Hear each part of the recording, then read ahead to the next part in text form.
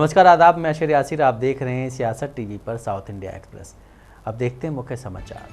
तेलंगाना प्रदेश Congress committee के अध्यक्ष ए रेवंत रेड्डी को पुलिस ने हिरासत में ले लिया है क्योंकि उन्होंने सरपंचों की समस्याओं पर सुनियोजित विरोध के लिए अपना आवाज छोड़ने का प्रयास किया। इससे पहले ए रेवंत रेड्डी, उपाध्यक्ष मल्लू रेड्डी और अन्य नेताओं को विरोध से पहले घर में नजरबंद कर दिया गया था क्योंकि पुलिस ने इसके लिए अनुमति देने से इनकार कर दिया था। धरने का नेतृत्व करने के लिए इंदिरा पार्क जाने से रोके जाने के लिए जुबली हिल्स में रेवंत रेड्डी के आवास के बाहर पुलिस कर्मियों को तैनात कर दिया गया था। टीपीसीसी के एक अन्य नेता महेश कुमार गौड़ को भी पुलिस ने नजरबंद कर दिया। रेवंत रेड्डी ने अपने आधिकारिक ट्विटर अकाउंट पर राज्य में सत्तारूढ़ बीआरएस की निंदा करते हुए एक वीडियो क्लिप पोस्ट किया है।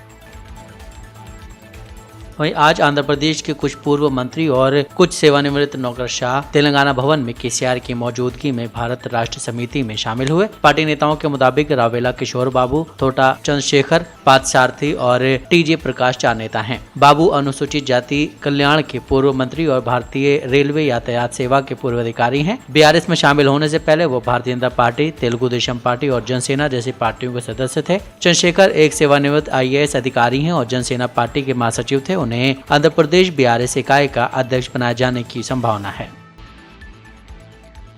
तेलंगाना में भाजपा ने अगले साल विधानसभा और आम चुनाव में 90 विधानसभा सीटों और संसद की एक बड़ी संख्या में सीटें जीतने के लिए अपने मिशन 90 के तहत अपनी गतिविधि तेज कर दी है। उसी के हिस्से के रूप में राज्य भाजपा प्रमुख बंडी संजय कुमार के 16 जनवरी से बस यात्रा पर जाने की उम्मीद है। इसके अलावा बंडी और पार्टी के शीर्ष नेता बूथ स्तर के कार्यकर्ताओं से बैठक आयोजित करने से लेकर प्रशिक्षण आयोजित करने तक कई गतिविधियों में लगे हुए हैं। संबंधित संगठनों के सदस्यों के लिए शिविर लगाए गए हैं। बंडी और सांसद डॉक्टर के लक्ष्मण पिछले एक महीने से शिविरों में भाग लेने में व्यस्त हैं। पार्टी के वरिष्ठ नेताओं ने कहा है कि उत्तर प्रदेश विधानसभा चुनाव से पहले की तर्ज पर पार्टी की गतिविधियां बड़े पैमाने पर तेज होने के लिए तैयार हैं।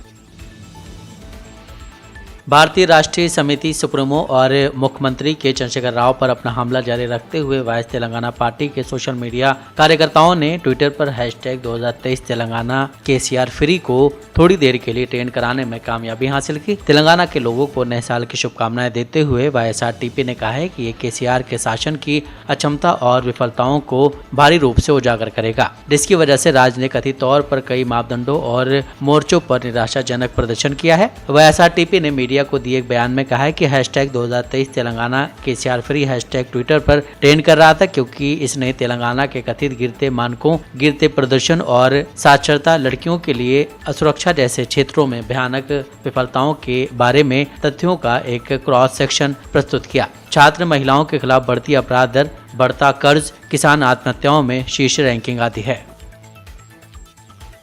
तेलंगाना में कोविड-19 के 7 नए मामले सामने हैं, जिससे अब तक संक्रमित हुए मरीजों की संख्या बढ़कर 8,41,357 हो गई है। तो वहीं हैदराबाद में सबसे ज्यादा 6 नए मामले सामने आए हैं। स्वास्थ्य विभाग के एक बुलेटिन के मुताबिक पिछले 24 घंटों में 19 मरीजों ने संक्रमण को मात दी है। राज्य में अब तक कुल 8,37,184 मरीज ठीक हो चुके हैं। राज्य में मरीजों के ठीक होने की दर 99.50% दर्ज की गई है। वहीं बुलेटिन में कहा गया है कि पिछले एक दिन में किसी मरीज की मौत न होने से मरने वालों की संख्या 4,111 पर बनी हुई है। राज्य में कोविड-19 का इलाज करा रहे मरीजों की संख्या 62 है। टीडीपी के सुप्रीमो और आंध्र प्रदेश के पूर्व मुख्यमंत्री चंद्रबाबू नायडू ने गुंटूर में जनसभा के दौरान हुई भगदड़ को लेकर हैरानी जताई है। चंद्रबाबू नायडू के कार्यक्रम में लगातार ये दूसरा बड़ा हादसा है। इसमें 3 लोगों ने जान गंवा दी है और कई लोग घायल हुए हैं। नायडू ने भगदड़ में जान गंवाने वालों के परिवार वालों को 5 लाख रुपए की आर्थिक सहायता देने की घोषणा की है। प्रेस नोट जारी करते हुए चंद्रबाबू नायडू ने कहा है कि उन्होंने पहले वोयूरू फाउंडेशन के कार्यक्रम में भाग लिया था, जहाँ गरीबों को किट वितरित किए थे। टीडीपी प्रमुख ने कहा है कि ये वास्तव में दर्दनाक है कि कार्यक्रम पूरा होने के बाद मेरे वहां से निकलने के बाद हुई भगदड़ में 3 लोगों की मौत हो गई है। मैं केवल उस स्वैच्छिक संगठन को प्रोत्साहित करने के लिए कार्यक्रम में शामिल हुआ था जो गरीबों की मदद करने की कोशिश कर रहा है। बेंगलुरु में एक 47 साल के व्यक्ति ने खुद को गोली मारकर आत्महत्या कर ली। व्यक्ति की लाश बीते दिन एक कार में मिली। मौके से पुलिस ने एक सुसाइड नोट भी बरामद किया। इसमें उसने साफ तौर पर लिखा है कि भारतीय जनता पार्टी के विधायक सहित 6 लोगों ने उसका उत्पीड़न किया, उसी वजह से उसने इतना बड़ा कदम उठाया। पुलिस ने मामला दर्ज कर जांच शुरू कर दी। व्यक्ति की पहचान प्रदीप के रूप में हुई है। वहीं अभी तक की जांच में पता चला है कि प्रदीप ने 2018 में बेंगलुरु के एक क्लब में 1.2 करोड़ रुपए का इन्वेस्टमेंट किया था। अपने सुसाइड नोट में उसने बताया कि 2 लोगों ने उससे वेतन सहित हर महीने 3 लाख रुपए वापस करने का वादा किया था। कई बार मांगने के बाद भी गोपी और सोमैया ने उसे पैसे नहीं दिए। सुसाइड नोट में यह भी कहा गया है कि प्रदीप को ब्याज चुकाने के लिए कई लोन लेने पड़े और भुगतान करने के लिए अपना घर और जमीन भी बेचनी पड़ी।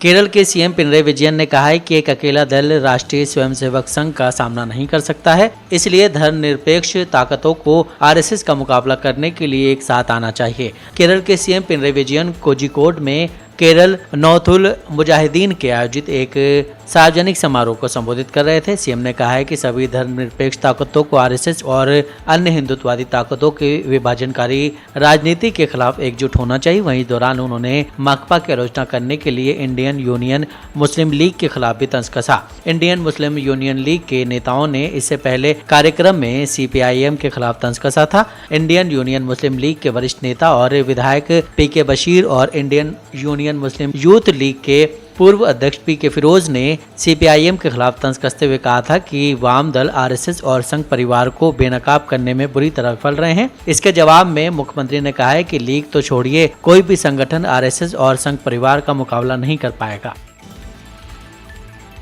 फिल्म हे राम बनाना महात्मा गांधी से सॉरी बोलने का मेरा विचार था। अभिनेता से नेता बने कमल हासन ने आज कांग्रेस सांसद राहुल गांधी के साथ बातचीत के दौरान ये बात कही। साथ ही इन दोनों नेताओं ने राजनीति, चीनी सहित कई मुद्दों पर चर्चा की। कमल हासन ने कहा है कि मेरे पिता कांग्रेस के व्यक्ति थे, लेकिन जब मैं किशोरावस्था में था तब मेरे परिवेश ने मुझे गांधी जी का कटु आलोचक बना दिया था। 24-25 साल के आसपास मैंने गांधी जी को अपने दम पर खोजा और एक प्रशंसक बन गया। कमल हासन ने कहा है कि उन्होंने फिल्म बनाई जो एक समानांतर हत्यारे की एक कार्यात्मक कहानी है जो महात्मा गांधी को मारना चाहता था, लेकिन जब वो उसके करीब गया तो मन बदल लिया। आलोचना का सबसे खराब रूप हत्या है। मुझे लगता है कि ये बहुत घटिया है। वहीं अभिनेता और मक्कल निधि मयम पार्टी के अध्यक्ष कमल हासन ने कांग्रेस नेता राहुल गांधी के नेतृत्व वाली भारत जोड़ो यात्रा में 24 दिसंबर को दिल्ली में हिस्सा भी लिया था। साउथ इंडिया एक्सप्रेस यहीं समाप्त होता है। मुझे दें इजाजत। बाकी खबरों के लिए आप बने रहें सियासत टीवी के साथ।